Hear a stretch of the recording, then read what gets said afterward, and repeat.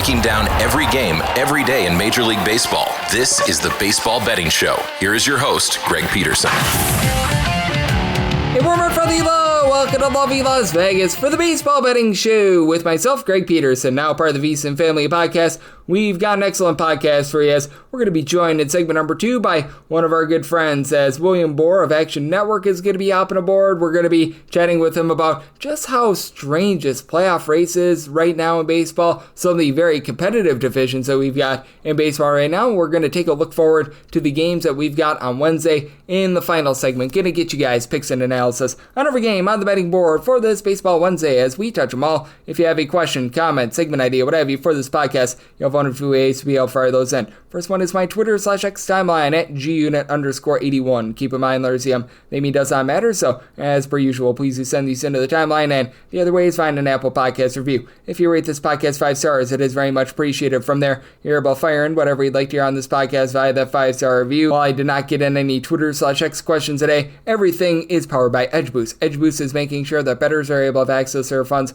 whenever and wherever. Over at EdgeBoost, they make sure that 100% of gambling transactions do get approved, and when you go to edgeboost.bet, make sure you put in that promo code of Greg, G-R-E-G. That gets you a $1 match on your first deposit up to $25. Now let's take a look back at everything that we saw in baseball on Tuesday. Try to find some trends and try to get to know these teams a little bit better. Games from yesterday is Greg buzzing about. Here is the rowdy recap. In football, if you give up 3 field goals in a period, that's not too bad. In baseball, when you give up 9 runs in the 7th inning, that's not so great. Yankees lose this game to the Detroit Tigers by a count of 12-2 as Austin Meadows goes deep off of Will Warren, 4th home run season, but Warren was not bad in this one. He gives up 2 runs in 6 innings. He can live with that. Fernando Cruz and Mark Leiter Jr. from there gave up a combined 9 runs without getting it out.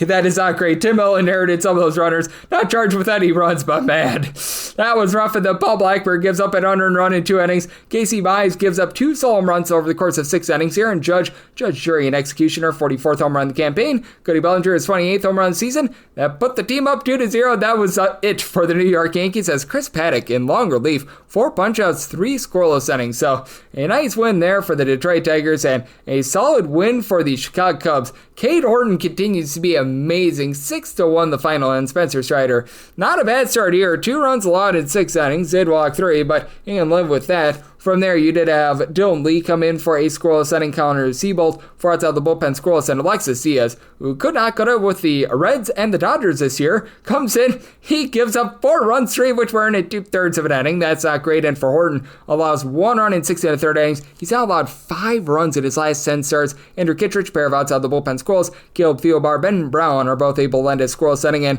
for the Cubs, they hit with men in scoring position, 4 of 11 with men in scoring position. And the Tampa Bay Rays get the job done in Adrian Hauser's return to Chicago. 5-4 the final as Hauser, he did pitch a little bit like Doogie. 9 strikeouts, but does allow 3 runs over the course of 5 1/3 innings as Kyle Teal took him deep. 7th home run season, but he did have a trio bombs for the Tampa Bay Rays as Richie Palacios gets his first home run of the campaign. Tristan Gray, he was able to go deep. It was not quite 50 Shades of Gray. That is his 3rd home run this season. So a 3rd shade of home run for Mr. Gray, and Josh Lowe gets low for his 11th home run season. 2 of those home runs given up by Yandris Gomez, who goes 5 innings, giving up 4 runs. Other given up by Tyler Alexander, 1 1/3 innings. He allows a run. Steven Wilson, Fraser Allard from there, both on to scoreless inning, and Dan Altavilla, he gets a pair of outs out of the bullpen, scoreless. And for the Rays, bullpen was solid. Kevin Kelly gets an out of the bullpen, scoreless. Brian Baker, Edwin Uceta, Pete Fairbanks, all on to scoreless inning, and Mason Montgomery, he gets 1 out of the bullpen. He did allow a run along the way, and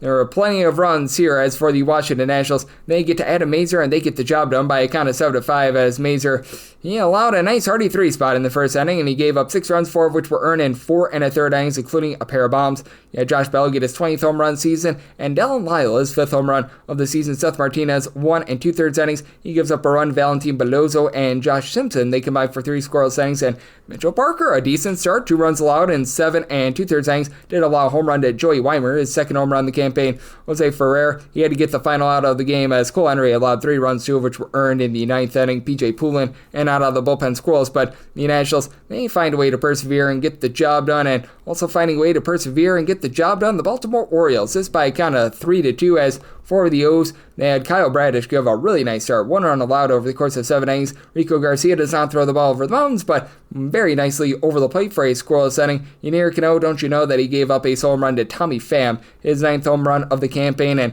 that game in the 9th inning, that tied things up and caused us to go all the way to the 11th inning as Keegan Aiken and out of the bullpen scoreless, but Diedrich ends scoreless 10th and 11th innings. Mike Burrows, he gives up 1 run in 4 innings. Braxton Ashcraft, who pretty much piggybacked off of him, he gave up a home run in his 3 innings of work going deep off of him. Mr. Jeremiah Jackson, his 5th home run season, he's been impressive for the Orioles, by the way. Kyle Nicholas, Dennis Santana, Isaac Manson from there, all ended scoreless inning, and Dodi Maretta, he gives up an unearned run in the 11th inning as it was one Mr. Samuel Basallo with his RBI single that ended the game there, and you had a little bit less of a marathon here. This game was done quickly because the Guardians' pitching was so good. 2-0. They take down the Kansas City Royals as Noah Cameron, not a bad start here. 2 runs allowed in 7 innings. Gave up a home run to Jose Ramirez, 28th home run season. From there, Anel Zerpa and John Schreiber combined for a scoreless inning, but Joey Cantillo, no, you can't tee this guy up if you're the Royals. 8 scoreless innings. From there, Cade Smith, he was able to come in for a scoreless inning, so the Cleveland Guardians persevere, get the job done, and the Kansas City Royals, by the way, they continue to be one of your top under teams in all of baseball. They have been a very, very good under team with darn near 58 or so % of their games going under the total. The exact mark now is 61 overs, 82 unders, and 2 pushes, so 57.3% to the under. And you also had this team be able to get the job done as the Philadelphia Phillies. They have been significantly better at home rather than on the road, now 47-23 at home. By the way, they've got 37 losses and 28 wins when they're away from home. 9-3, they take down the New York Mets. Sean Manaea, 4 runs allowed over the course of 5 innings, including a pair of bombs. Kyle Schwarber, his 50th Schwarbomb of the season. And then Harrison Bader, 16th home run season. Then you had Otto Kempkett, his 5th home run of the campaign, as for Schwarber, his home run actually came off of Justin Hagenman, who gave up 5 runs over the course of 3 innings. Mark Vientos does go deep off of David Robertson, 17th home run season. That after Ranger Suarez was very impressive. Gives up 1 hit in 6 scoreless innings with 12 punchouts. Robertson gives up that home run in his inning of work. Tanner Banks, Max Laser, both give up 3 hits and 1 run in their inning of work. So the Philadelphia Phillies, they persevere, they get the job done. Also being able to persevere and get the job done, the Blue Jays. This one took 10 innings, but they do find a way by a count of 4-3 as Craig Kimbrell takes the loss. Where have we seen this before? He gives up the unearned run in the 10th inning as it was a walk-off grounder into a fielder's choice by Tyler Heineman as Luis Garcia lasts 5 outs in this game. Didn't give up any runs as AJ Blubaugh came in long relief, 3 1/3 innings scoreless. I believe that Garcia left with a little bit of an injury, so you would want to be checking in on that. Aniel De Los Santos from there gives up a home run to George Springer, 28th home run in the campaign in his 3rd of an inning. Stephen O'Curtis scoreless inning. Brian King, he was the king of giving you 5 outs out of the bullpen scoreless, but Brian Abreu gave up 2 runs in the 9th inning off of an Isaiah Kiner-Falefa single, so the Astros yak away a 3-0 lead as Shane Bieber did not make us believers, but wasn't bad. He gives up a home run, 3 runs in total in 5 2/3 innings. Carlos Correa goes deep off of him, 12th home run season, and then a much maligned Blue Jays bullpen recently was great. Brandon Little, and out of the bullpen squirrels, Yuriel Rodriguez, Tommy Nance, Anthony Dominguez, and Jeff Hoffman. They're all able to complete scoreless innings to be able to get that one to the window, and also being able to get to the window, the old Walker Texas Rangers, 5-4. They're able to take down the Milwaukee Brewers as for Jake Bauers, he did go deep off of Sean Armstrong in the 9th inning to be able to make things interesting. 7th home run season, but Chad Patrick did not necessarily give the start that the Brewers were hoping for. 3 runs allowed in 4 1/3 innings, including a home run to Marcus Hellman, back-to-back days with a home run for him. 5th home run in the campaign. Aaron Ashby, he was a load of Ashby, giving up 2 runs in 1 2/3 innings. Grant Anderson, fresh off the injury list. Tobias Myers, both on his scoreless inning. And Jack Leiter, well, he did get lightered up. He gives up 3 runs over the course of 4 2/3 innings. But from there, the bullpen held down the fort. Hobie Milner, a scoreless inning. Luis Carvalho, and out of the bullpen scoreless, Robert Garcia and Phil Matone led a scoreless inning.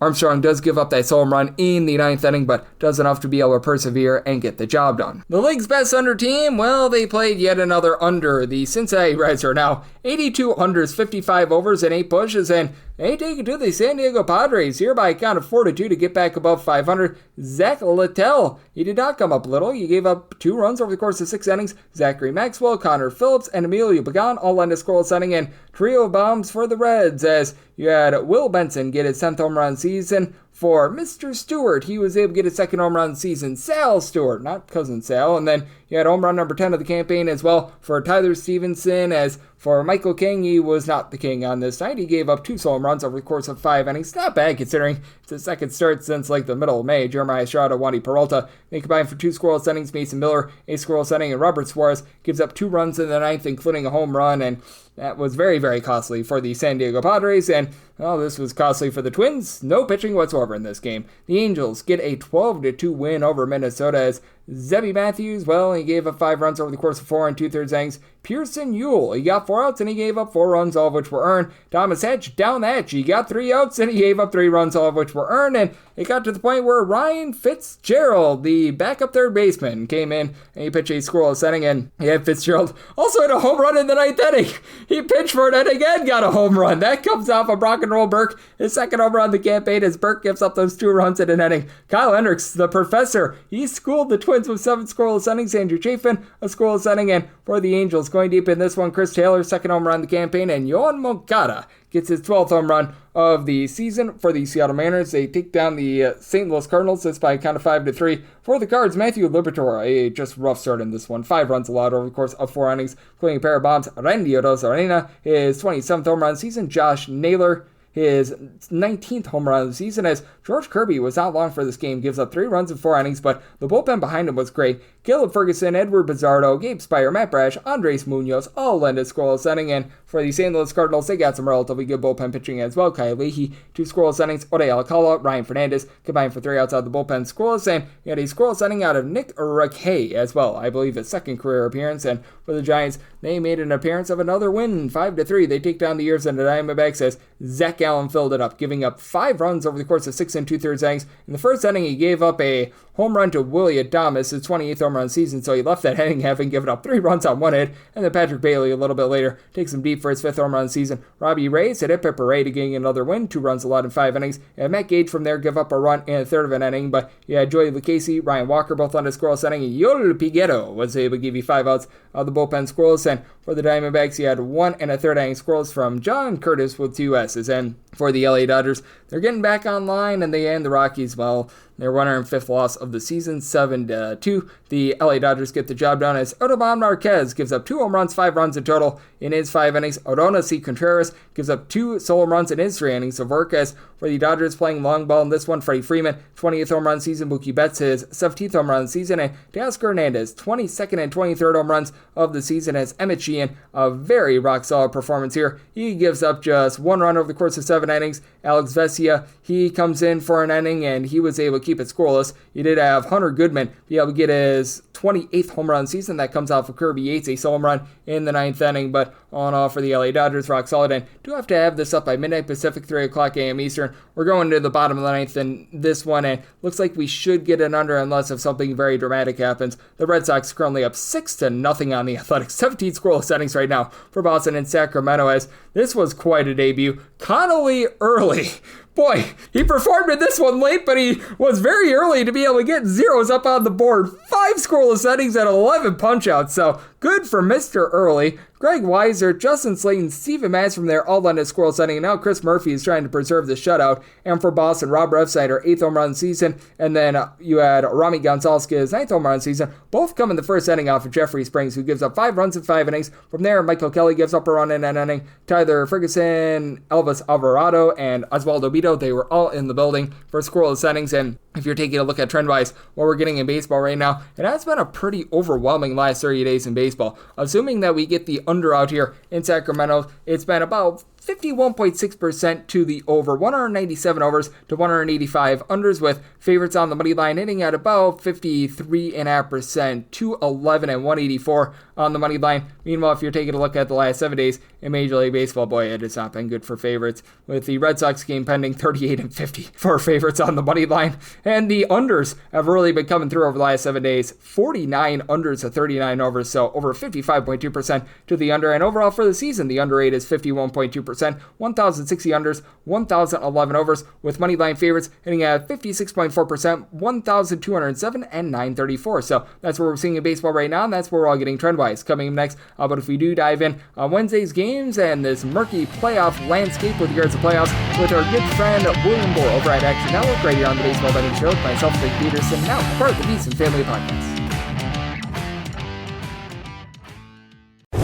Breaking down every game, every day in Major League Baseball. This is the Baseball Betting Show. Here is your host, Greg Peterson. And we're back here in lovely Las Vegas for the Baseball Betting Show with myself, Greg Peterson, now part of the Beast and Family Podcast. Always great to be joined by this man as we've got William Boor aboard. He does such great work over at Action Network, taking a look at this great game that we all know and love of baseball, doing a little bit of everything as now football's in our lives. I know that he does quite a bit on the college football side of things. If it's bettable out there in North America, they're covering it all over there at Action Network. And for William on the old Twitter/X, you're able to follow him at the letter W and his last name Boor, Boor. And William, always a pleasure, my friend. Thank you. Of course, Greg. Always happy to hop on and talk baseball with you. Absolutely. And William, how do you just take a look at what we've gotten in baseball here over the last few weeks? Because it just feels like it's the same thing that we've been talking about all throughout the summertime. Nobody's really separating. Teams are starting to get a little bit healthier with the LA Dodgers getting back Max Muncy. That's obviously going to be able to help them out quite a bit. The Phillies, they aren't going to have Jose Alvarado during the postseason, but they've got him right now coming off of suspension. But it just feels like it's a little bit of a hodgepodge right now in baseball, and we're just waiting to see if someone separates before the end of the regular season. Yeah, this is fun. We have a lot of close races. You usually, have one or two, but we've got close division races in the NL West, the AL wildcards. Fascinating. I think we have a ton of exciting races over the next couple weeks, which is going to be fun to watch. But it's interesting how a lot of these teams are kind of mirroring each other. I'm looking at this AL wildcard race, and the Red Sox have won 2 in a row. The Mariners have won 3 in a row. The Rangers have won back-to-back games. Cleveland's won 4 straight. No one can gain any ground. And those are all just 2-3 game samples. But if you go back over those teams past 10, we got 5-5, 4-6, 6-4. The Rangers at 7-3. But just all these teams seem to be doing the exact same thing. No one's getting extremely hot. No one's getting extremely cold.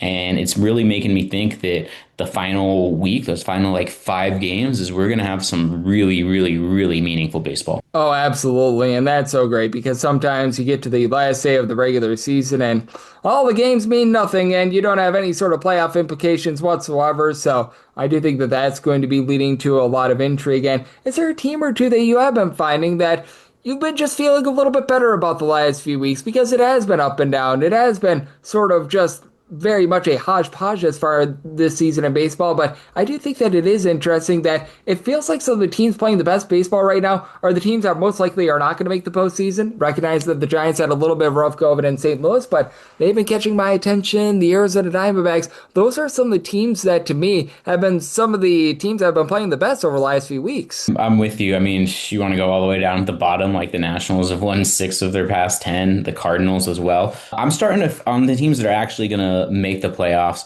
I've been high on the Mariners for a while. Then I started feeling really bad about them. 3 straight wins. I'm starting to, get a little bit more confidence in them. I'm not fully back to where I was, but now I don't, feel nauseous every time I think about some of my futures on them.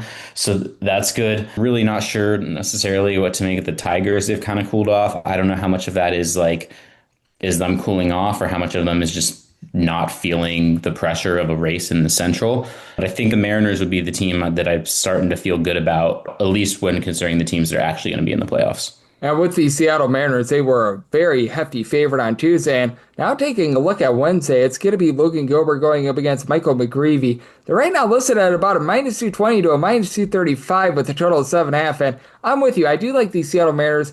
I do feel like the numbers in this series that we're getting on Seattle are just less than savory, though, and it's just causing me to take big plus numbers on the St. Louis Cardinals because we mentioned it. The Cardinals have been playing a little bit better recently, and being able to get a plus 190, plus 195 here, I think that that's just a little bit too big of a price to ignore. Yeah, I'm with you. That's a huge price. If you want to bet this game individually, I think the Cardinals are the right side. What I was probably going to do, I did it like last night too, is just money line parlay the Mariners and the Dodgers. Dodgers playing the Rockies. And so you'll get that depending on where you want it, 120, 115, something like that. It's just a nice little two-team money line parlay. But if you don't want to do the parlay route and you just want to do the game, yeah, it's tough to lay minus 220.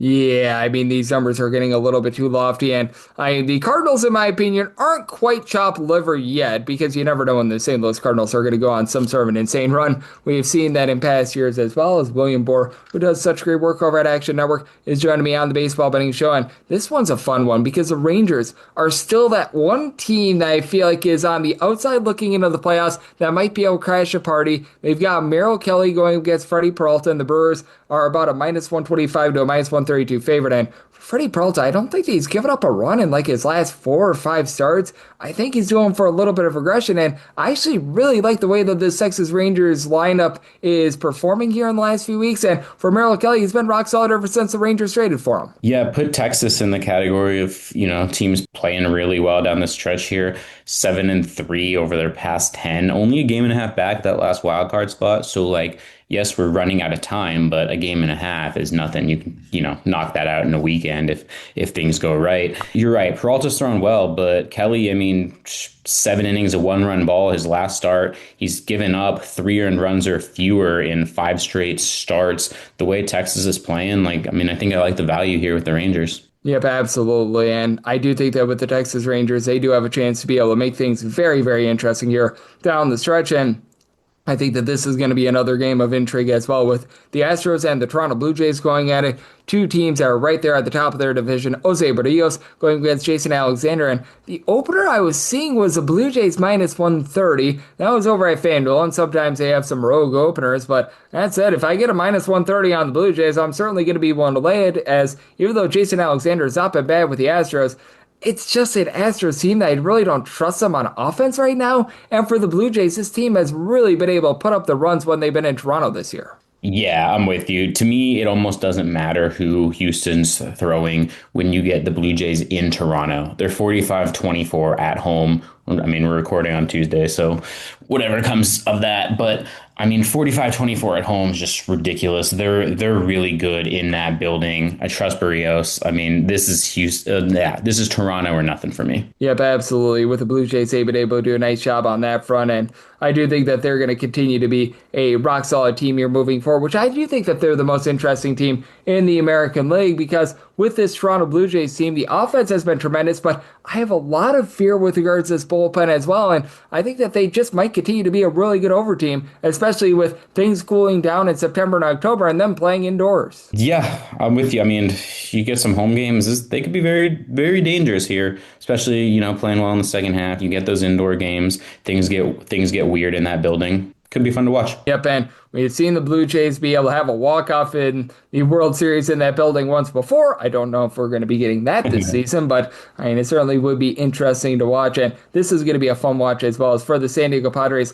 honestly, the home run power has not been there for them thus far this season, but here they are still giving chase out there in the NL West, going against the Cincinnati Reds. It's Andrew Abbott going up against Nick Pivetta, about minus 160, minus 165 on the Padres with a total of 7.5. Want to get your thoughts here, because Abbott has that low ERA, but the Field Independent indicates that there might be some negativity coming, and Pivetta has just been so much better when he's been at home rather than on the road this season. Yeah, I really like what I've seen from Abbott this year, and we're at the point of the year where I get the value in expected numbers, and they're obviously important and they indicate stuff. But we're also at the point when, people say regression's coming, whether it's negative or positive. At some point, it's like, well, we're already mid-September. Maybe this is just what he is. I view some of the expected indicators, especially if they're way off, much differently in September than I do in May. That said, I like the way the Padres are playing. I like what they are playing for. I think at this time in the calendar, you have teams that are fighting for the postseason, and you have teams that are just running out the clock. That skews stuff late in September, even depending on what your numbers may say. There's always that motivational thing you got to factor. And yes, the Reds are 4 games out, which I guess they could make up in this time, but that really seems like a lot. Whereas the Padres are, a game back of the Dodgers and really, really fighting for something. Yep, they certainly are. And for the Reds, you know that they're not going to stop fighting because they've got Terry Francona as their manager. But again, it's a team that they really don't do anything great. Now, they don't do anything terrible either, but they really don't do anything great either. So I do think that that is going to be a fun one and one I'm going to be keeping my eye on for Wednesday. And I think that this one is so much fun as well. It's Mets versus the Philadelphia Phillies with Christopher Sanchez just having an absolutely amazing season for the Phillies. And Clay Holmes, he's kept the ball in the yard for the Mets, but he doesn't get a lot of strikeouts. It's a total of 8. Right now with the Phillies, they're about a -160 to -170 favorite. Want to get your thoughts here because the Phillies have some of the biggest home and road splits in the league, and I think out of all the teams in Major League Baseball that could really use home field advantage, it might mean more to the Phillies than pretty much any other team. Yeah, I'm with you. I like the Phillies. The roster here is good, but just putting Bohm on the IL, I'm not sure what to make of this team right now with, some of the pieces missing from the lineup. That said, Sanchez has been really good. The Phillies have been good at home, and the Mets, I just don't trust them as much as I did earlier in the season. The second half has been not nearly as productive as their first half. And if you look at the splits, like you said, the Phillies are 20 games over 500 at home. The Mets are 10 games under 500 on the road. I don't feel great about the Phillies tomorrow as I do about them long term, but I probably still like them over the Mets here. Yep, absolutely, because with Clay Holmes, he's another one of those guys that he's kept the ball in the yard, but he doesn't give you a lot of swing and miss. And man, that Mets bullpen ever since they picked up Ryan Helsley has not been great, to say the least. But what is great is having you aboard, William, and anything else on the card that you're looking at for this Wednesday, whether it's something that you want to bet or just a team that you want to see what form they're in as we're now reaching the middle of September. Kind of mentioned the Tigers earlier. I'm not necessarily interested in Tigers and Yankees tomorrow, depending on the number. But I do want to see if the Tigers can kind of get back on track and start playing a little bit better over the final couple weeks. Also kind of curious, Jack Flaherty's probably got 2-3 more starts before the postseason. So I want to see what he looks like as a potential, game 2, game 3 starter for Detroit in a playoff series. Yep, absolutely. As Flaherty has been able to get the strikeouts, but man, he has been giving up the deep ball as well in Yankee Stadium. That's typically a place where the ball is going to be flying out, and a man that always hits it out of the park, that'd be you, William. You do such amazing work over at Action Network. I know that you're locked into a little bit of everything, now doing some football because that's back in our lives as well, so let the good people at home know it's all on tap for you and how people can follow along on social media and other platforms. Yeah, of course, you can follow me on Twitter and Blue Sky at WBoor, WBOOR. You can follow me in the Action Network app at William Boor _, all one word. Don't just follow for me, though. Download the Action app, go to actionnetwork.com, check out everything my colleagues and I are doing. Obviously, we've got baseball betting coverage, but we have stuff for every NFL game, college football games. We've got parlay picks, we've got touchdown picks, any sort of props you want, straight bets, totals, all sorts of good stuff. So check it out, and hopefully let's make some money together this fall. Absolutely. William doing such a great job over at Action Network, and every single time he joins me, he lends such great insight. So big thanks to William for joining me on the Baseball Betting Show, now part of the VSiN Family Podcast. And coming up next, it is that time of the podcast to give you picks and analysis on every game on the betting board for this Baseball Wednesday as we touch them all.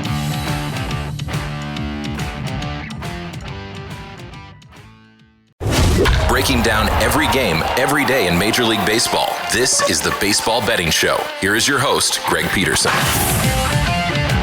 And we're back here in lovely Las Vegas for the Baseball Betting Show with myself, Greg Peterson, now part of the VSiN Family Podcast. It is always great to be able to get William Boor aboard. He does such tremendous work over at Action Network, covering a little bit of everything every single time he joins me on this podcast. Lends such amazing insights and did so once again today. So big thanks to William for joining me in the last segment. Now it is that time of the podcast. I give you picks and analysis on every game on the betting board for this Baseball Wednesday as we touch them all. If a game is listed on the betting board, Greg has a side and a total on it, so it is time to touch them all. Do note that as per usual, any changes that are made to these plays will be listed up on my Twitter/X feed at @GUnit_81, and we are going to be going in Las Vegas rotation order. This is where we go at the National League games first, then the American League games, any interleague games. Those are going to be at the bottom. That'll keep things all nice, neat, clean, and easy. So, but if we do get things started with 9:51, 9:52 on the card, the Arizona Diamondbacks are on the road facing off against the San Francisco Giants. Carson Seymour goes for the Giants, and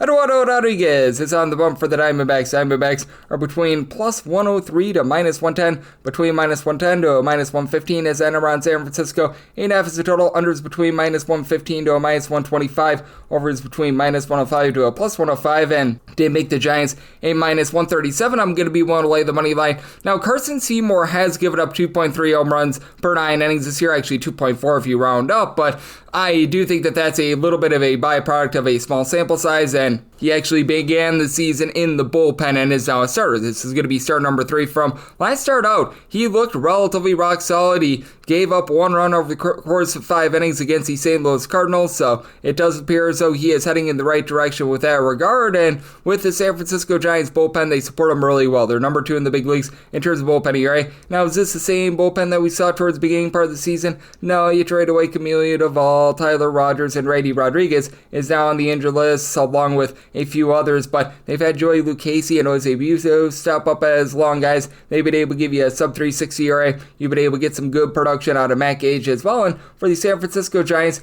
they are finally starting to get some production out of Rafael Devers. It was a rough first, shall we say, few games for him with the San Francisco Giants, but now 16 home runs in 72 games, 354 on base, so he's starting to get online there. You've got just a lot of other guys that are moving the line for the team. As the Giants, they obviously do have some pretty demonstrative home and road splits. That's just what's going to happen when you play your home games out there in San Francisco. About 4.1 runs per game at home, closer to about 4.65 runs per game away from home, but Eloy Ramos, Jung-Woo Lee are batting between about a 265 to 275, with Ramos up to 17 home runs this season. Matt Chapman not hitting for the world's greatest average, but 21 home runs, 350 on base, so these guys are starting to come through, and Willie Adames does have 27 home runs, so at 230 average has not necessarily been amazing, and for the Arizona Diamondbacks, still up top 8 team in the big leagues in terms of their run production, even without Josh Taylor and Eugenio Suarez, as you still have a pair of guys that give you north of a 375 on base in Geraldo Perdomo and Ketel Marte, with Marte giving you 25 home runs, and now you've got Corbin Carroll up to 30 home runs as well. That's been rock solid.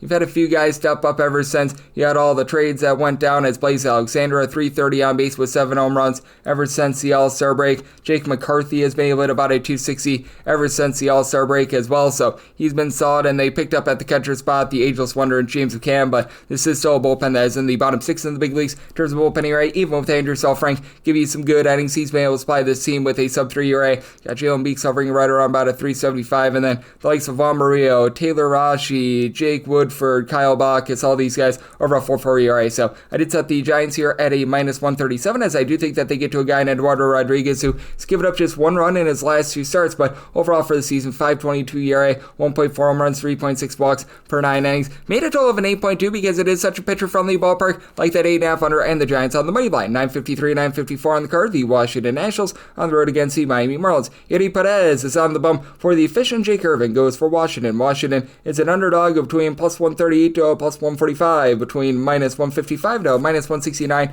Then around Miami, you've got an 8.5 total. The under is minus 120 and the over is even. And I did tell my total at 8.1. I'm going to be willing to take a shot on the under, as Yuri Perez has been a completely different pitcher when he has been at home rather than when he has been away from home. As for Yuri Perez overall for the season, 4.66 ERA, less than savory there, 1.3 home runs, 3.3 walks per 9 innings, and enters in a pretty big funk. He has given up 3+ runs in 4 out of his last 5 starts, but the majority of those struggles have come on the road. At home, a 2.25 ERA with no home runs allowed in 32 innings, 11 bombs given up in 43 in the 3rd innings, with a 6.44 ERA away from home. Now, this needs to be added in there. The Washington Nationals have been much better with their offense away from home rather than at home. Fewer than 4 runs per game at home, 4.63 runs per game away from home. That is a top 10 mark in all of baseball, as C.J. Abrams has 17 home runs this year. 14 of them have come on the road. You've got James Wood, who's been able to give you good wood all season long, 355 on base, 27 home runs, and post All-Star break, Josh Bell has been much better. As a matter of fact, if you want to date back to the beginning of the month of July, he's been able to hit above a 260. He's got 8 home runs ever since the break.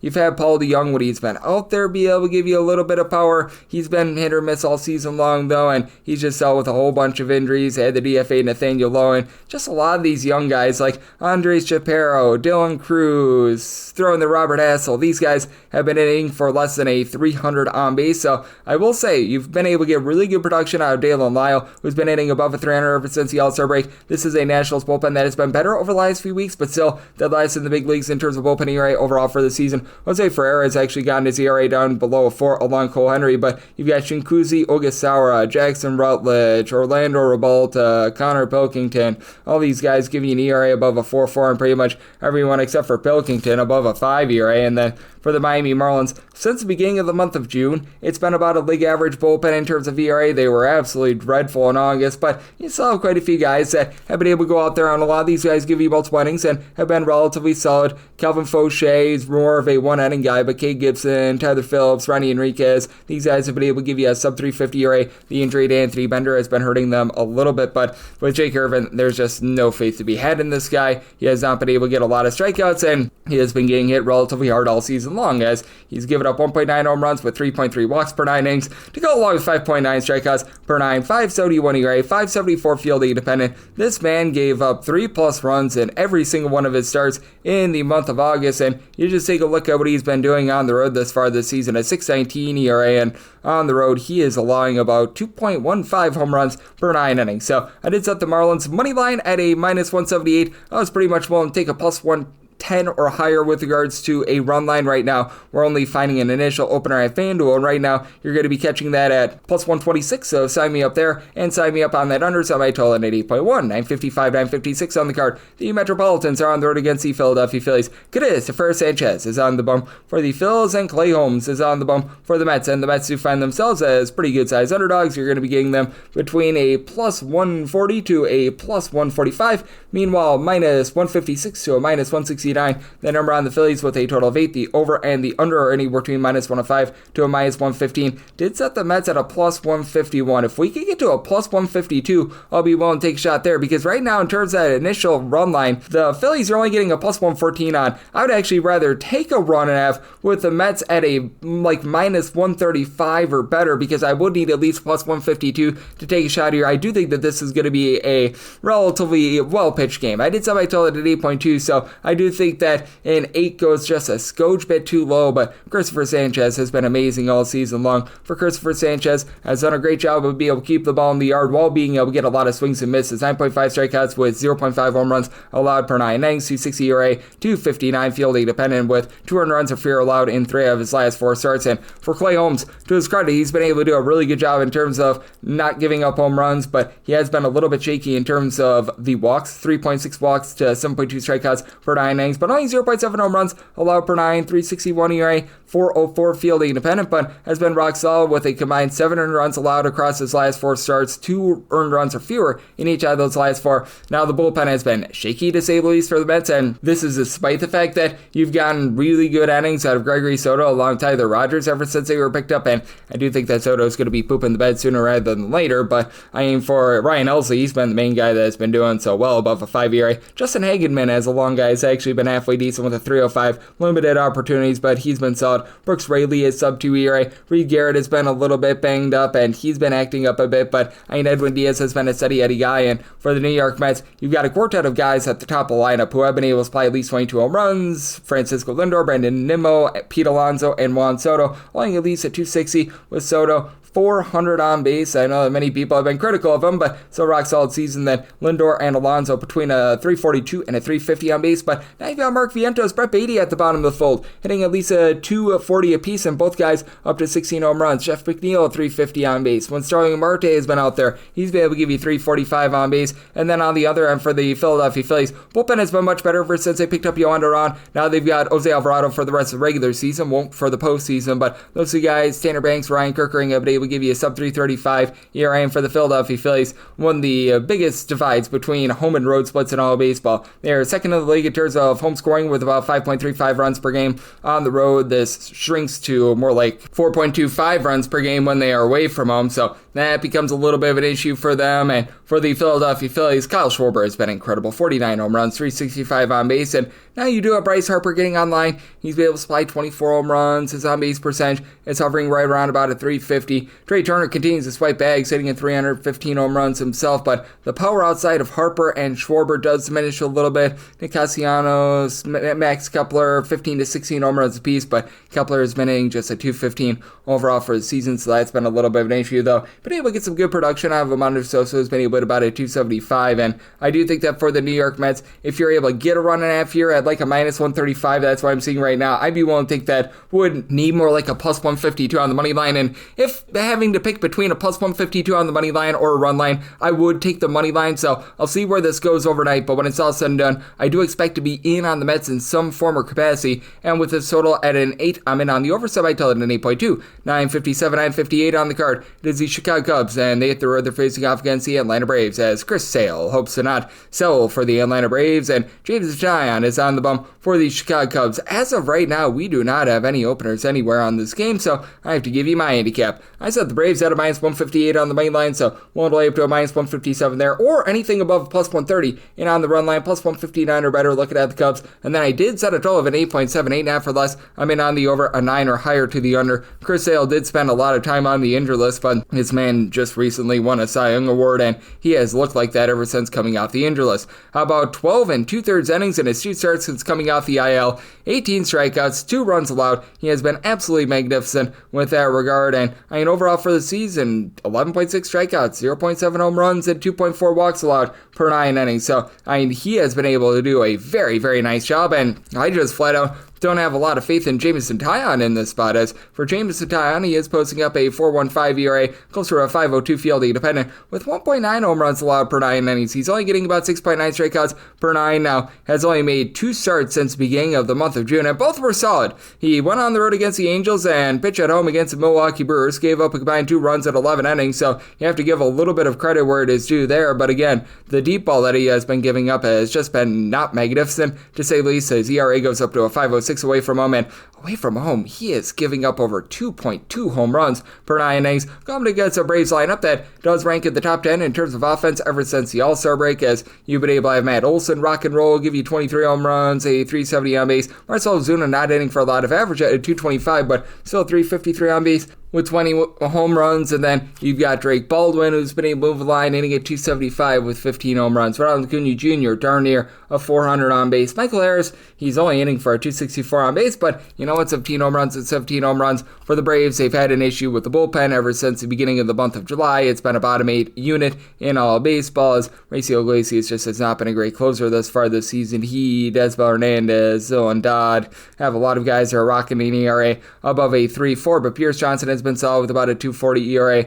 Tyler Kinley, since coming on over from the Rockies, has actually been very good with a sub-1 ERA. That's been a bit of a surprise. And then on the other end, you've got a Chicago Cubs bullpen that, in my opinion, has been rock solid all season long. A lot of guys that were sort of cast-offs in other places that have been able to come in, give you a sub-3 ERA, like Brad Keller, Drew Pomeranz, Caleb Theobar, and now you do have a little bit north of a 3 ERA now out of Daniel Palencia after a rough weekend. But all in all, these guys have been able to do a nice job. The big thing is, this has been an offense that has been in the bottom 6 in all of baseball in terms of run production since the All-Star break. Like, say, Suzuki, Pico, Armstrong have been stuck on 27 and 28 home runs respectively for a long time. Nico Horner continues to move the line. He's hitting about a 290. Michael Busch for the season, 26 home runs, 336 on base. But you look at what these guys have done ever since the All-Star break. It's not that the on-base percentage is the world's worst, because you still have Dansby Swanson, who's been able to give you a little bit of production with 6 home runs since the All-Star break. His 233 batting average is not necessarily great, but closer to about a 293 on base. But Carson Kelly for the season, nearly a 350 on base since the All-Star break. That's right up to more like a 295. Ian Happ has actually been solid along with Matt Busch ever since the All-Star break, but I mean, we've been seeing the likes of Kyle Tucker and company just not be the same, and for the Chicago Cubs, that is going to be a little bit of an issue, and I do think that Taillon gives up some runs here. So I did set a total to where an 8.5 or less. I'm in on the over 9 or higher to the under, with the Braves plus 132 or higher, like that run line, plus 159 or better. The Cubs money line, 959, 960 on the card. It is the Padres playing OC Cincinnati Reds, and yes, we're on to Cincinnati. He's on to Andrew Abbott getting the start for them, and Nick Pivetta is on the bump for the Padres, and the Padres do find themselves as pretty good sized favorites. You're going to be laying between a minus 155 to a minus 169, plus 138 to a plus 147. That number on the Reds, and the total on this game is 7.5. Over and under are both at minus 110. If you're looking to lay run half with the Padres, you're only going to be getting a plus 122 right now, and right now I'm starting to see some plus 150s come out in terms of the Reds money line. If we can get to like a plus 152, so about a 2-cent move, which I do think that when it's all said and done, I'm going to be able to get. I am going to be in on the Reds on the money line. For Andrew Abbott, I do recognize that he's doing for a lot of regression, but I mean, this has still been a guy that has been able to do an amazing job this far this season for the Cincinnati Reds. How about a 288 ERA and fielding dependent more in the neighborhood of a 368, 1 home run to 2.5 walks allowed per 9 innings, coming off of, in his last 3 starts, being a little bit more shaky, giving up a combined 14 runs, 13 of which were return, so that's something that is a little bit off-putting, but all in all, he's been able to go out there, hold down the fort, and I believe that he's given up something like 2 earned runs or fewer because he's made, out of his last 23 starts, I think 16 of them, so he's been able to do a really good job of being consistent for the team all season long. And for Nick Pivetta, what has been consistent is that he has been a whole heck of a lot better when he has been at home rather than when he has been away from home. For Pivetta, overall for the campaign, 9.4 strikeouts, 1 home run allowed per 9 innings, 2.85 ERA, closer to a 3.41 fielding dependent. He has given up 3 earned runs or fewer at each out of his last 5 starts, and you just take a look at what he's been able to do in San Diego, because I still go back to his time with the Boston Red Sox.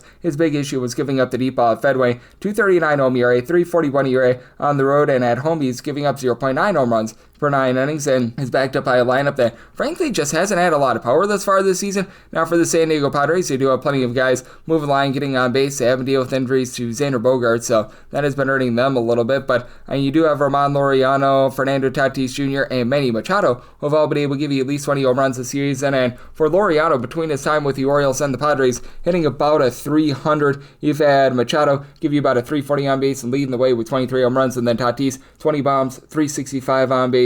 I think Gavin Sheets is up to 19 home runs, hitting at 270 as well, so these guys have been solid, but it's more about getting on base, move the line. Luis Arias hitting at 285-ish, Jake Cronenworth about a 370 on base. These guys have been solid along with Ryan O'Hearn finding a way on, but for the Padres, saving grace for this team has really been the bullpen. Number one in terms of bullpen ERA, you have had Wandy Peralta, Jeremiah Estrada act up a little bit, both of these guys above a 3.35 ERA, but then you have the likes of David Morgan, Adrian Morejon, Mason Miller, Jason Adam. You go down the list of guys that right now supplying you with a sub-3 ERA, along with the closer in Robert Suarez. And for the Reds, it's a very middle-of-the-road bullpen. It's not great. It's not terrible. You've had Emilio Pagan give up too many home runs, but he and Tony Santillan still below a 3.15 with regards to the ERA. Osver Zaleta, in a small sample size, has not been bad. They sent Luis May down to the minor leagues, so that's been a little bit of an issue because I'm not a fan of Zachary Maxwell. But for the Reds, when it comes to their offense, they're right around about league average with this regard as well. It's just been a lot of guys move line. You don't have a single guy with 20-plus home runs, as Ellie De La Cruz has been stuck on 19 bombs for quite a while, hitting for about a 335 on base. But you've got TJ Friedel, who's been able to about a 365 on that on base. You've been able to have Navali Marte give you 12 home runs. He's hitting at 280. Gavin Lux is up to about a 370 on base. You've had Matt McClain give you some power, 14 home runs, just not really getting on base. But you've had Brian Aitons coming on over to Pittsburgh for about a 280. So interesting circumstance here if we can get a plus 152 or higher, which I think we will on the Reds. I'll be in on that money line. I did some by total at some point 8. I do think that for the Reds, you have a little bit more regression due for Andrew Abbott, but I do think that they'll get to Mr. Pivetta here a little bit as well. So looking at the over, and in all likelihood, the Reds on the money line. 961, 962 on the card. It is the LA Dodgers on the road against the Colorado Rockies. Kyle Freeland is on the bump for the Rockies, and Blake Snell goes for the Dodgers. The Dodgers, who find themselves a sizable minus 330 to minus 351 favorites, plus 270 to plus 290. Then number on Colorado with an 8.5 total. The under is minus 115, and the over is minus 105. And if you're looking to lay a run half right now with the LA Dodgers, that is a minus 162. I was willing to go up to a minus 158, and I think when it's all said and done, I should probably be able to get like a minus 155, but in this case, I would probably rather lay like 2.5 runs at like a minus 110. I do think that this is going to be a low-scoring game because the Colorado Rockies offense away from home is just brutal. They're averaging 2.9 runs per game away from home, with the worst on-base percentage away from home of any team in all of baseball. Hunter Goodman has been great. He's been able to give the team 29 home runs, so you do love to see that, and most of these home runs have actually come away from home, 16 of them, but past that, just a cavalcade of different guys that have been unable to move the line and get on base away from home, as you've got the likes of Orlando Arcia, Jordan Beck, Mickey Moniak, when he's been healthy, Warming Venable, Ezekiel Tofar, Brenton Doyle, all these guys that are hitting below a 215 away from home, none of them above a 300 on base, none of them with more than 7 home runs. And for the LA Dodgers, Max Muncy is back, and that's big because they, without him, are averaging about a full run and a half less per game game than when he is in the fold, and they've been a below 500 team, honestly, without Max Muncy. Shohei Ohtani is doing Shohei Ohtani things, 48 home runs, 390 on base. That aforementioned Mr. Muncy in the 90 games played, 17 home runs, 387 on base, and then you've got Andy Paz, continue to be consistent, hitting at 270, he's up to 24 home runs. Freddie Freeman, Teoscar Hernandez, combined 40 home runs between the two of them. As Hernandez is down to a 277 on base, Freddie Freeman continues to give you that rock solid 370 on base, and then Will Smith, he's getting jiggy with it with about a 405 on base, but the likes of Michael Conforto and company at the bottom of the fold, Dalton Rushing when he's been at the catcher spot, that's been a little bit of an issue, and what else has been a bigger issue for the Dodgers has been this bullpen. You do need to be getting a little bit more on some of these guys out. The good news is getting guys off the injury list is rock solid, but I mean, Blake Trinan, who came off the injury list, Tanner Scott, Kirby Yates, these are all guys that have had above a 375 with regards to their ERA this season. Jack Dreyer, along with Edgardo Enriquez, have really been your top two bullpen pieces as far as the season with a sub-3 ERA. Michael Kopech has been solid, but only 10 appearances, getting him back. That should be a help out quite a bit. And for the Colorado Rockies, this continues to be a bullpen that is all sorts of brutal. Victor Vodnik, along with Jimmy Harrigan, have been able to give you a sub-3 of 5 ERA, but Jaden Hill is hovering right around about a 4, and then you do have a lot of guys like Anel Shavili, Ryan Rolson, Nick Anderson that are posting up an ERA well above a 5, and for the Rockies, just not being able to get a lot out of this offense is big because, I mean, you do have a guy in Kyle Freeland that just pitches to a little bit too much contact, fewer than 7 strikeouts per 9 innings. Now he's only giving up about 1.3 to 1.4 home runs per 9 innings, doesn't beat himself with only about 2.5 walks per 9 innings, but still has had his issues all season long. So at a minus 158 or better, we'll be looking at the Dodgers on the run line, and I just don't believe that the Rockies are going to get too much generated off of Blake Snell's got a 3.14 ERA. Strikeout numbers have been down, 9.5 strikeouts per 9 innings, but 300 runs or fewer allowed in all but one of his starts this far this season, 0.6 home runs per 9 innings. I think that he gets a lockdown start, so in on the 8.5 under semi-tail at an 8.1 to go along with minus 158 or better on that Dodgers run line.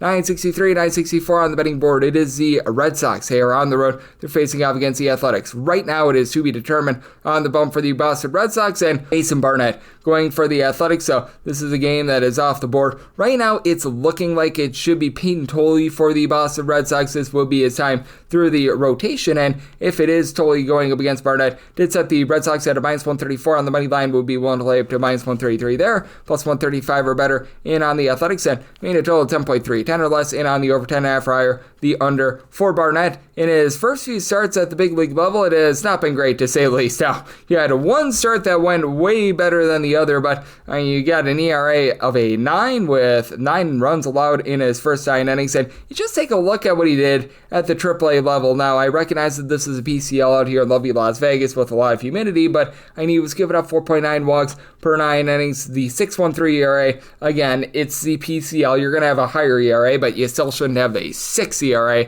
so there is some issue there. And for Peyton Tolley, I do believe that there's quite a bit of upside here. First start out against the Pittsburgh Pirates was solid, did get shellacked in his last start against the Arizona Diamondbacks, but recognize that the league that he was pitching in much more pitcher-friendly than the PCL, as he was really a fast riser in terms of the just minor league ranks of the Red Sox in general, but he was getting across all minor league levels, 13.1 strikeouts at 2.3 walks per 9 innings, absolutely dominant with that regard. And even if you don't necessarily get a great start out of Peyton Tolley, this is a Red Sox bullpen that does rank in the top 5 in the big leagues in terms of bullpen ERA. Aroldis Chapman has really been that top closer in all of baseball, posting up a 1 ERA, but it's so many guys around him. Brendan Bernardino, Garrett Whitlock, Greg Weisert. You've got a lot of guys there supplying a sub 3.25 ERA. Justin Wilson, Zach Kelly has been a little bit of an issue, but as said, this has been a very solid bullpen. And for the Red Sox, the offense is a little bit diminished with the fact that you've got Roman Anthony out, who was giving you a really good on base, but still a lot of guys that they just find a way to be able to move the line, and they find a way to be able to get on base.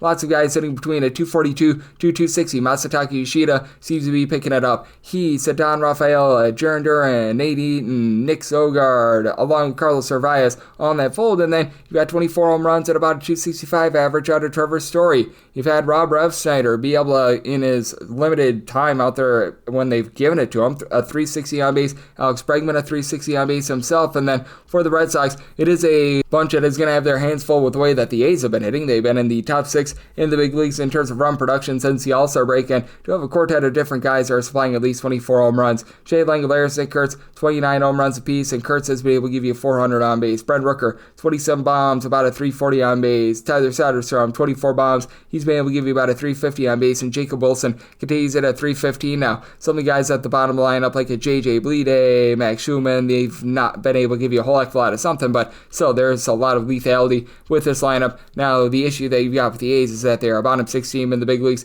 in terms of bullpen ERA. Michael Kelly and Sean Newcomb have been able to give you a sub 3.5 ERA. Elvis Alvarado has seen that ERA hike up to more in the neighborhood, about a 3.75 or so. And then you do have Osvaldo Bido. They've utilized a little bit as a starter. Justin Sterner, guys like this, just be all sorts of inconsistent. Sterner has been a little bit better recently. He's gotten his ERA down in that neighborhood, about a 3.51, but it's just been all sorts of rough. Hogan Harris, aka Hogan's Heroes, he's been having a little bit of rough go of it as well, and just nobody's been able to pitch very well out there in Sacramento. I did set a total 10.3. I do think that with the Red Sox, their bullpen is going to be able to hold down the fort, so minus 133 or better. Looking at the Red Sox, plus 135 or better, the A's, and then 10 or less, I'm in on the over 10.5 or higher. I do like that. Under 965, 966 on the card. The Twins are on the road against the Angels, as Jose Soriano is on the bump for the Angels, and you've got Tyler Junkel and Milton Bradley on the bump for Minnesota, and Minnesota does find themselves as between a plus 112 to a plus 122 underdog, and between minus 135 to a minus 140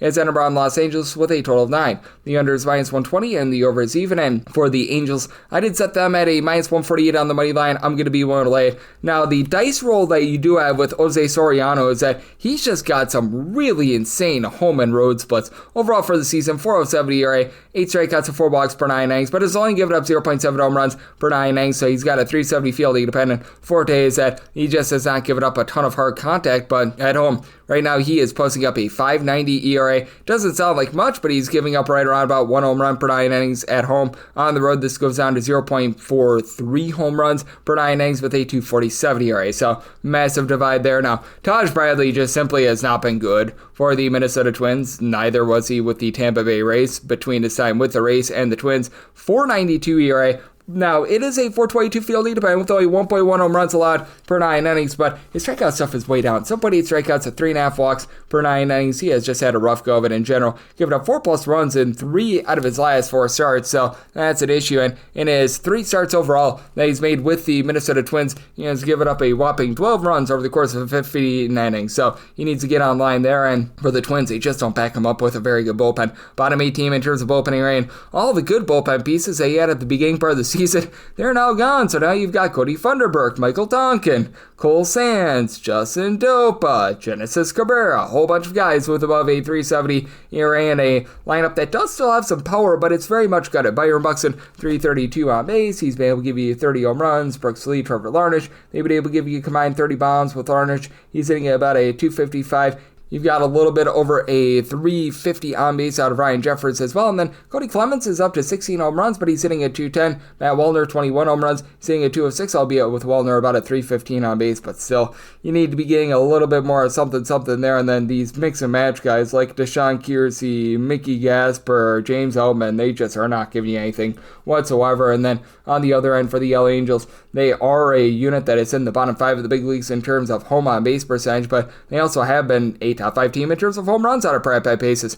Joe Adell is setting fire to the rain with 35 home runs, 303 on base. Taylor Ward, 316 on base, 30 home runs. Mike Trout only hitting a 230 for the season with a 365 on base, but 20 home runs. Logan O'Hoppe, 19 home runs, but a 260 on base. So you've been hurt quite a bit with that regard. And then the guys at the bottom that they've been sort of mixing and matching with, Bryce Tesudo, Christian Moore, guys like this, the young guys that they're trying to give opportunities to, they just have not been producing as well. Per Raza, a sub 210 batting average out of all those guys. And for the Angels, if you look since the beginning of the month of June, it hasn't been a completely dreadful bullpen, but I mean the overall season numbers bear it out. This has been a completely dreadful bullpen. Brock and Roll Burke, along Kenley Jansen, have been able to give you a sub 315 ERA, but losing Hunter Strickland was very big for this bullpen. And then you have the likes of Jose Fermin, Ryan Zephyrian, Robert Stevenson, Reed Detmer, Sam Bachman, all these guys with over a 4 ERA. Now, I did somebody tell it at 8.8 with the way that the Twins lineup is just completely gutted in.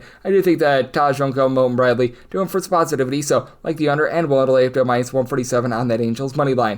967, 968 on the card. It is the Royals. They are on the road against the Cleveland Guardians. We do know that Logan Allen is going to be starting for the Cleveland Guardians. This was supposed to be Michael Wacha. It was originally listed as Michael Wacha getting the start for the Kansas City Royals, but in early evening, this was completely completely pulled off the board because it looks like Michael Wacha may not be making this start. So that makes things very, very fun right there. And the initial openers when it was supposed to be Michael Wacha was about a pick 'em, with the Royals anywhere between about a -102 to a -112, between -108 to -110. On the Cleveland Guardians with a total of 8 over and under, both at -110. And I was willing to go up to a -119 with the Guardians, and I was willing to go over with a total of an 8.1. And it was a case where I just don't think you're not going to get anything better for the Kansas City Royals. If you have to go with like some sort of bullpen game or anything like that, you're probably staring at the Guardians being a -145, -150 favorite, depending upon who goes out there, because with Michael Wacha, he wasn't beating himself, but he was doing a good job holding down the fort, making sure that he didn't commit any stupid mistakes or anything like that. And it's just anyone's guess as who might be going for the Kansas City Royals, because this has been a little bit of a banged up unit. And for the Royals, the good news is this has been a bullpen that has been in the top 7 in the big leagues in terms of bullpen ERA. Lucas Ursedge, Carlos Estevez, both of these guys have been able to give you a sub-3 ERA. Daniel Lynch a sub-3 ERA out of that bullpen, and he's a former starter, so he could probably give you a few innings. They do have Steven Cruz on the injury list, so that hurts them a little bit. But right now, I'm thinking that this is going to be a little bit of a piecemeal game for the Royals. But again, it was very immediate that Wacha got pulled off of the card, and for the Kansas City Royals, it's not as if this has been some team that has been mashing. Now, post All-Star break, they've been a much more respectable, about league average lineup now overall for the season, still at bottom 7 team with regards to run production, because the guys at the bottom of the lineup just have not given you much. Nick Lofton, Jack Caglione hitting a 215 or lower. John Rave had to get sent back down to the minor league level because he was awful. Michael Massey's been hitting at 222 with a 241 on base. Vinny Pasquantino's been solid, 29 home runs, hitting at 260. Bobby Witt Jr., about a 34 stolen bases, 21 bombs, but he's dealing with injury. He's been out of the fold for like the last week or so. Salvador Perez, he's up to 25 home runs, but not necessarily hitting for a lot of average now. Witt Jr., it does feel like should probably be back for this game, but you do want to be noting that. And for the Cleveland Guardians, this has been a bottom 6 team with regards to run production, as you just have a lot of guys outside of Jose Ramirez and Steven Kwan not doing their job. Ramirez about a 350 on base with 27 home runs. Steven Kwan hitting about a 275, and Kyle Manzardo, he has been able to give you 25 home runs, was out of the lineup yesterday though, and then just have the cavalcade of guys like John Kessie Noel, Nolan Jones, Austin Hedges, David Fry, Bo Naylor. All these guys are hitting at 220 or lower. Anel Martinez had like the 4th best batting average of any starter in the lineup yesterday at 226. Yeah, that's not great to say the least, but the Cleveland Guardians are a top 6 team in the big leagues in terms of bullpen ERAs. You've got a lot of guys that have gone out there and done their job. Nick Enright hitting the injured list is rough, but Jacob Junis, along with Eric Sobrowski, the long guy, and Kobe Allard, they've been able to give you sub 325 ERA. Kate Smith, Hunter Gaddis have been a little bit shaky recently, but still, this is a bullpen that you're able to believe in. So when it was Wacha against Logan Allen, I did set my money line price at a -119.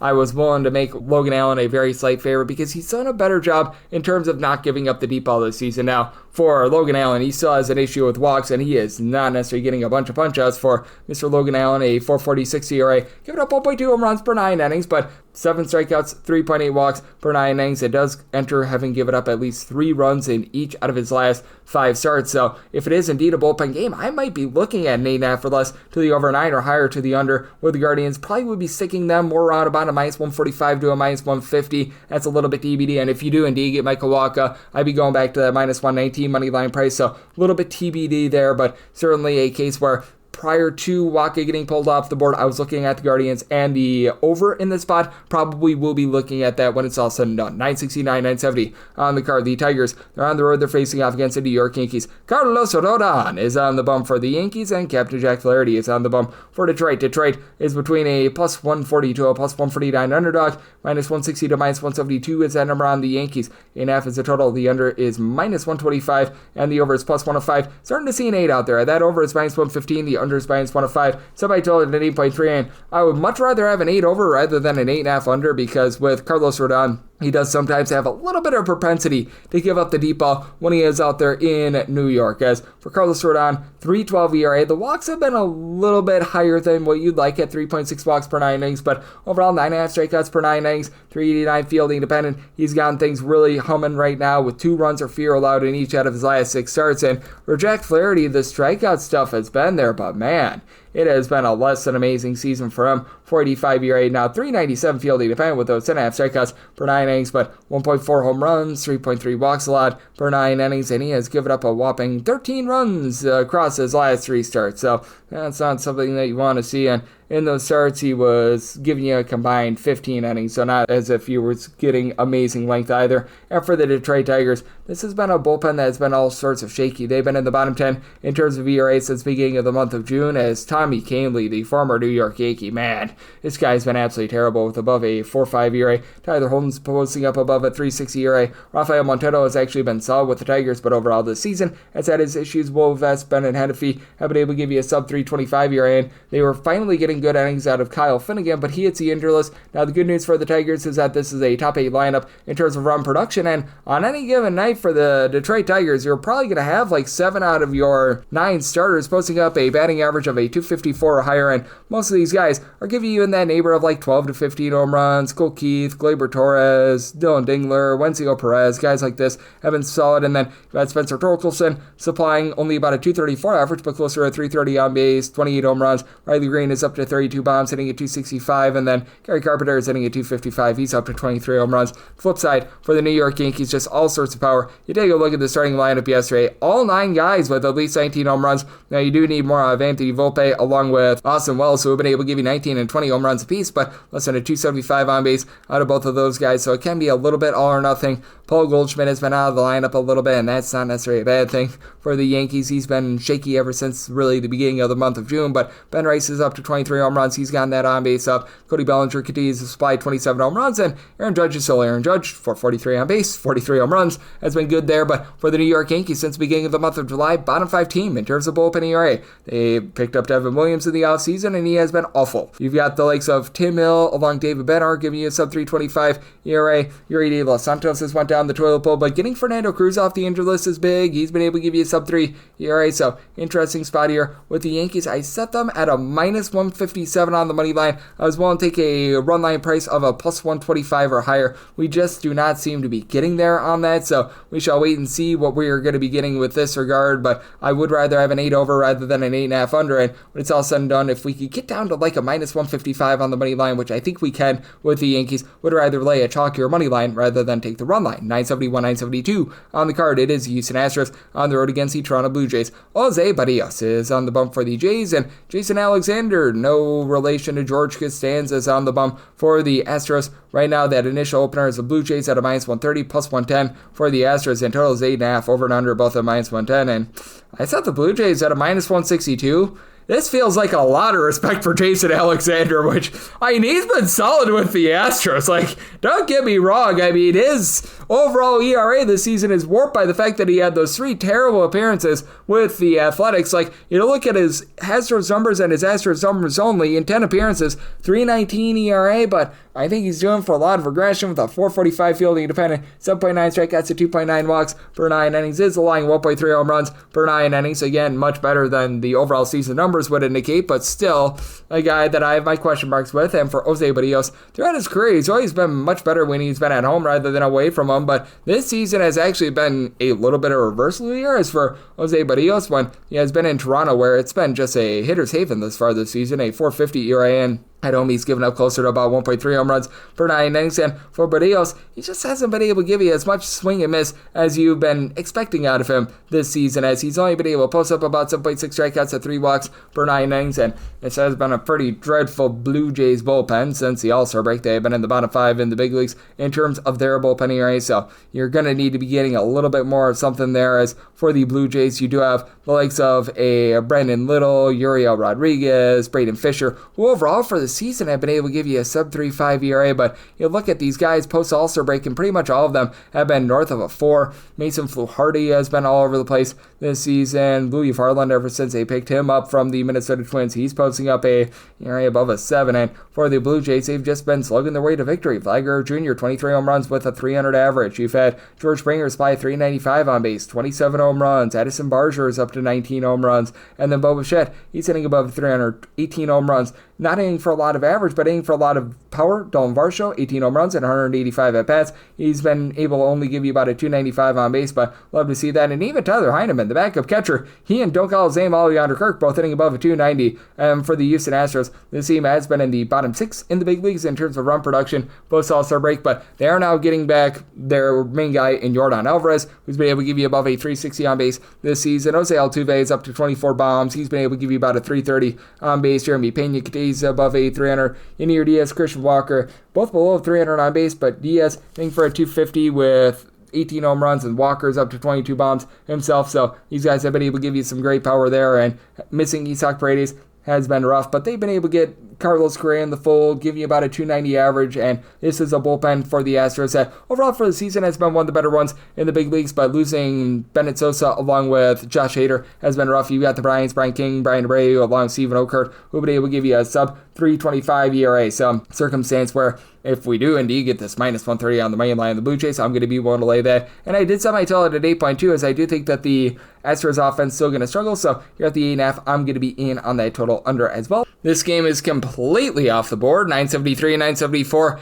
It is the Rays on the road against the Chicago White Sox. Right now, the betting board reads to be determined for the Tampa Bay Rays and to be determined for the Chicago White Sox. So they made my job fun and adventurous here, but if you're looking at the projected starters, it looks like it should be Ryan Pepiot going for the Rays, and I was seeing on CBS Sports Sean Burke for the White Sox. If this were to be the case, I set the Rays at a minus 147 on the money line. Would be willing to lay up to minus 146 there, plus 148 or better. Looking at the White Sox, and then made a total to where an 8.5 or less. I'd like the over, a 9 or higher. I'd be in on the under. For Ryan Pepiot, he is doing for a little bit of regression, and this White Sox offense has actually been a top 12 offense in terms of run production ever since the All-Star break. So shout out to them. Lennon Sosa has been able to give you quite a bit of power here recently, as he's been able to shoot up to 20 home runs, hitting about a 265. Now, not a lot of on base. The Chicago White Sox actually make quite a bit of contact. They don't strike out a lot, but they just don't really make a lot of hard contact, as you do have Andrew Benintendi along Colson Montgomery, both up to 18 home runs apiece. And for Benintendi, he's been able to about a 250. Montgomery, though, he's hitting a 230 or so. You've had Miguel Vargas hit the injured list. Luis Rivera continues at 223 with 14 home runs. That has been rough. And then likes of a Michael A. Taylor hitting at 200 has just been brutal for this team. So we've got a lot of mix and match guys have just not been amazing. But the catcher spot, Edgar Quiero along Kyle Teal, both of these guys have been a bit above a 280. So that's been pretty solid. But in terms of the pitching riddle for the White Sox, if it is indeed Sean Burke, this will be his first start in darn near a month. And for Sean Burke, when he has been out there, he hasn't been too bad, but at the same time, he's not necessarily a strikeout artist and has been giving up a few too many walks for my liking, and I typically do like to fade these guys in their first starts coming off of the injured list. For Mr. Burke, he has a fielding dependent that indicates that he's probably going to be doing for a little bit of negative regression as well. 428 ERA compared to a 4088 fielding dependent, 8.4 strikeouts, 4.1 walks, and 1.5 home runs allowed per 9 innings. Would be his first start since the 16th of August, and he had to give it up 3 earned runs or fewer in his previous 5 starts, but do have to question how he'd be coming out of the injured list and how he'd be able to come out there. And for Ryan Pepiot, he has been a guy that has been very good recently. How about 15 innings across his last 3 starts with 0 runs allowed? Now, it does feel as though the Rays are putting a little bit of an innings restriction on him, but he's been relatively solid recently. Is he doing for regression? Yes, he's giving up 1.4 runs at 3.1 walks per 9 innings, about 9 punch outs per 9, but it's also backed up by a bullpen that does have Pete Fairbanks and Garrett Clevenger give you a sub-3 ERA. Brian Baker's been a little bit better recently, but I haven't necessarily been too pleased by he and Griffin Jacks. Why they've got Eric Orsay down at the minor league level, I've got no idea, but they've been mixing and matching with some of their bullpen pieces to be able to keep themselves in the top half of the big leagues, and as a matter of fact, since the beginning of the month of July, a top 10 team in terms of bullpen ERA, and this has been a top 12 offense in terms of run production. Junior Caminero, 41 home runs, hitting about a 260, though he doesn't draw a lot of walks. Yandy Diaz hitting above 290 with his 22 bombs. Brandon Lau has been able to get loud with 28 home runs. Outside of those guys, you just don't have a lot of power, but you do have Jake Magnum up to 23 stolen bags. He's hitting for a 295. You've had Chandler Simpson give you 39 stolen bases with hitting above a 285. The catcher spot has been an issue. And then at the shortstop spot, whether that be Gray, Taylor Walls, these guys have just not necessarily been able to produce a lot. So that's been a little bit of an issue. And for the Chicago White Sox, what else has been an issue for the team is the bullpen, as Mike Vasil has actually been very solid. He's been able to give you a sub-325 ERA. Steve Wilson has been good as well, but now they have to have Elvis Peguero hit the injured list, and you just have a lot of guys like Brandon Ice or Jordan Leisure or Grant Taylor that are posting up an ERA above a 4. So 8.5 or less in on the over 9 or higher to the under. If it is Pepio versus Burke, minus 146 or better. Looking at the Rays, bullpen game probably closer to like a minus 165, maybe minus 170 on the Rays, depending upon the circumstance. And we need a plus 148 to take a shot on Burke. Bullpen game, the White Sox probably above a plus 165, 975, 976 on the card. It is the Walker Texas Rangers. They do playoffs to the Milwaukee Brewers. Freddie Peralta is on the bump for the Crew, and Merrill Kelly goes for the Rangers. And the Rangers are an underdog of between plus 108 to a plus 115, minus 125 to a minus 135. That number on the Crew with a total of 7.5. Under is minus 115. Over is minus 105. And with the Texas Rangers, I did set them as the minus 104 favorite. I'm going to be willing to lay the money line. Now for Freddie Peralta, he's had a really nice season. He's back up to 10 strikeouts per 9 innings, which is actually down for his standards, but he is a strikeout artist. But the 250 ERA does pair up with a 356 fielding dependent with still giving up 3.5 walks per 9 innings. He has given up approximately 0 earned runs in his last 5 starts. He's overdue for regression. And Freddie Peralta's having a really nice season, but he's also got a 172 home ERA compared to a 336 ERA on the road. And on the road, he has been giving up 1.3 home runs per 9 innings. So I do think that he might be in it for a rude awakening. Now, I will say for the Texas Rangers, it is a banged up lineup, as you've had Corey Seager at the injured list, Marcus Semien is at the injured list, but Jock Peterson, since coming off the injured list, it's not saying much, but he's been much better than before he was hitting the injured list when he was hitting like a $120. That was just absolutely brutal. Jake Berger has now been able to give you double-figure amount of homers. He's been looking relatively rock solid for this team, and for the Texas Rangers, you've also been able to get quite a bit of production out of the likes of a Josh Smith hitting at 255. Josh Young, both Joshes, have been hitting in that neighborhood, and Wyatt Langford, he's up to 21 bombs. He's been able to give you nearly a 340 on base, so you do have some guys starting to step up in terms of this lineup. Alejandro Osuna has been able to draw some walks, but hasn't really been able to hit for average. And for the Milwaukee Brewers, Christian Yelich continues to be the main form of power for the team, as Brewers are averaging 5.55 runs per game away from home. That leads all of baseball, and it's substantially more than what they're averaging at home. I'm not sure how, especially with them being number 21 in the big leagues in terms of home runs on a per at-bat basis, as Yelich is the lone guy on the roster with above 20 bombs, but you just have so many guys that just move the line and get on base. Along with Yelich, Sal Frelick, Bryce Terang, William Contreras, Isaac Collins, and Andrew Vaughn in a Brewers uniform and a Brewers uniform only, above a 350 on base, but even Andrew Maristerio is giving you a 325 on base. Caleb Durbin at 325 on base. They get back Jackson Chourio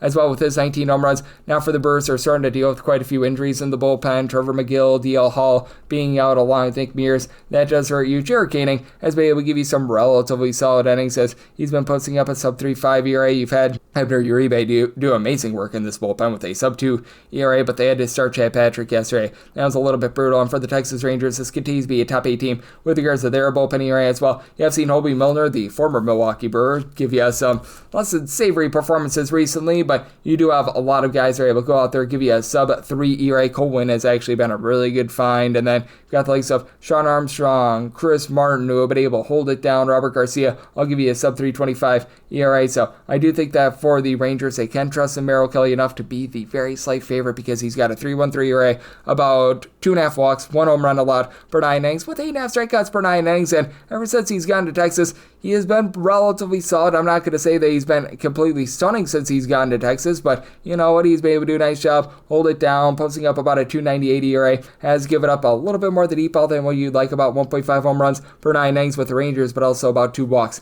per 9 innings. So I do believe that the Rangers should be the favorite. I like them on the money line and made my total in 8.1. So here the 7.5, I'm in on the over. 977, 978 on the card. The Pittsburgh Pirates are on the road against the Baltimore Orioles. Tyler Wells hopes to pitch. Wells for Baltimore, and Paul Skeens goes for Pittsburgh. Pittsburgh is a favorite of between minus 135 to a minus 145, and between plus 118 to a plus 128 is that number on Baltimore. 7.5 is the total. Under is minus 115, and the over is minus 105. And I set the Pirates at a minus 153 on the money line if you're looking to lay a run half with them. And personally, I am just going to lay the chalkier money line because I do not trust in the Pirates winning this game by multiple runs. You're only getting a plus 114. I needed at least a plus 120 with Paul Skeens. He has been absolutely magnificent. A 195 ERA, 10 strikeouts to fewer than 2.1 walks per 9 innings. He's only giving up a half home run per 9 innings. He's been good at home. He's been good on the road. He has been good everywhere. what has not been great has been the fact that the lineup behind him in the Pittsburgh Pirates are averaging 3.63 runs per game. That is dead sinking last in all of baseball, and they are by far last in terms of home runs at a per at-bat basis.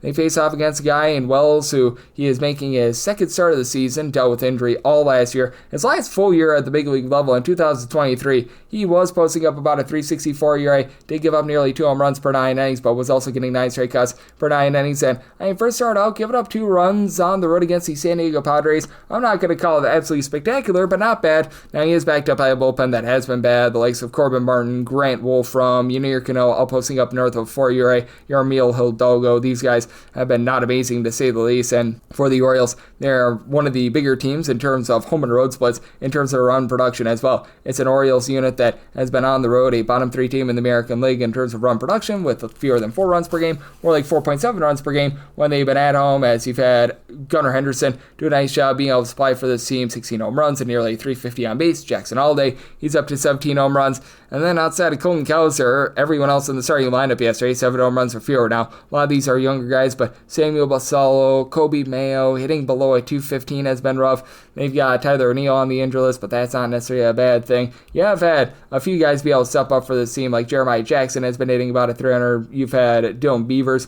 look relatively solid as well, but not necessarily a ton of power. Ryan Mountcastle has been down with that regard as well. And for the Pirates, you've got 3 guys on the roster with over 8 home runs. Andrew McCutchen, Brian Reynolds, Antonio Cruz, and Antonio Cruz, you've got a lot of guys that are just not getting on base. Jared Trollo, Henry Davis, Alexander Canario, the young third baseman, and Cam Devaney. Lots of guys hitting below a 225 for this team. And for the Pittsburgh Pirates, you've had a few guys in this bullpen do a nice job holding down the fort. Isaac Madison, Dennis Santana have been able to give you a sub-3 ERA, but Colin Olderman has been absolutely brutal. You've got Kyle Nicholas giving you above a 350 ERA as well. So, interesting circumstance. I think that Skeens just goes out there and dominates. So I tell 7.3 like the under and the Pirates money line. And we wrap things up with 979, 980 on the card. It is the Cardinals on the road against the Seattle Mariners. George Kirby goes for the Mariners, and Matthew Liberatore is on the bump for the Cardinals. Cardinals are pretty substantial underdogs here. You're going to be getting them in that neighborhood of currently a plus 190 to a plus 197, and between minus 220 to a minus 235 is that number on Seattle. 7.5 is the total. Under is minus 105. The over is minus 115, and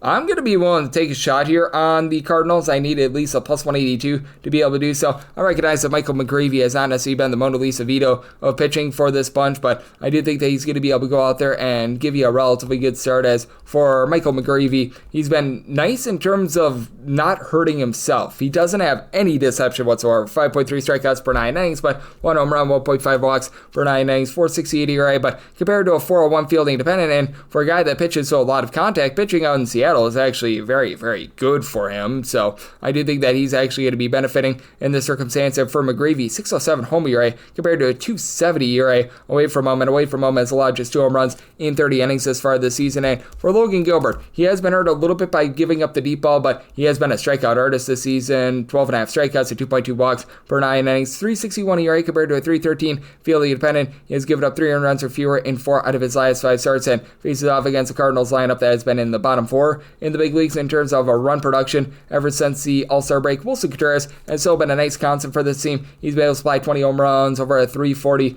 on base, and Alec Burleson does a nice job finding way on, hitting about a 285. He's been able to supply this team with now 17 home runs. You have a pair of guys in Nolan Gorman and Devon Rare who have been able to give you 14 home runs, but Gorman is full of a lot of different guys that just have not found a way to be able to give you much average and be able to move line. He, Victor Scott, Pedro Pajes, Jordan Walker, Nathan Church, these guys you get 224 or lower, need a little bit more there. Lars Zubar has been a little bit better recently. He's up to about a 330 on base, but Brandon Donovan has been in and out of the lineup with injuries, so that's been an issue. But it's not been an issue for the Cardinals. It's been the bullpen, top 8 team in terms of bullpen ERA really since the All-Star break, as you've got the likes of Kyle Leahy, Matt Savanson, Riley O'Brien, Jojo Romero give you a sub-3 ERA, and for the Seattle Mariners, the top end of the bullpen is solid. The bottom end, when you get to like Taylor Cicero and company, that has not been tremendous to say the least, but Edward Brazzardo, Matt Brash, Gabe Spire, Andres Munoz, these are all guys that have been able to go out there give you a sub-3 ERA. Carlos Vargas has had his issues as well, but for the Mariners, this is a little bit of an all-or-nothing hitting team. You've got big dumper Cal Raleigh with 53 home runs and a 350 on base, but not hitting for really much other than home runs.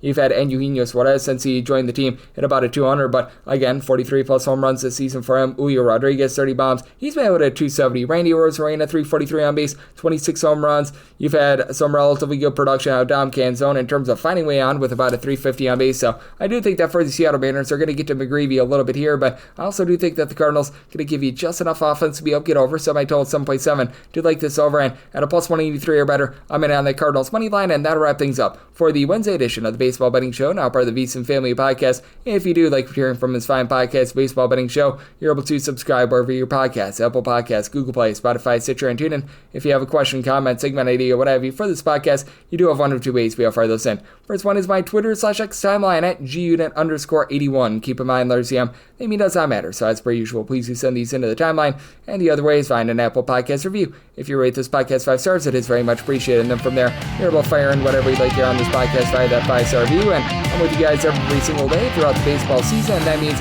I'm going to be with you guys once again tomorrow. Thank you.